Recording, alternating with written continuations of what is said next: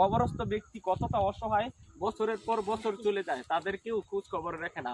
কারণ কবরস্থ মানুষ একটাই কামনা করে, দুনিয়ার জীবনের সব আমল বন্ধ হয়ে যায়, মৃত্যুবরণ করলে একটি আমল বাকি থাকে।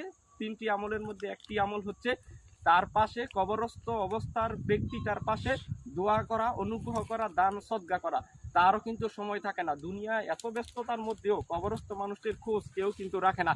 যে রাখবে সে কিন্তু আপনার আপা আমার দুনিয়ার সন্তান সন্তনি আত্মীয় স্বজন তখন ভুলে যায়, কারণ এই কবরস্থ মানুষের খোঁজ খবর কেউ রাখার সময় হয় না। আমি এসেছি কবরস্থ মানুষের পাশে, যারা দিন দুনিয়ার সকল দুঃখ বেদনা ভুলে গিয়ে কবরস্থ অবস্থায় রয়েছে।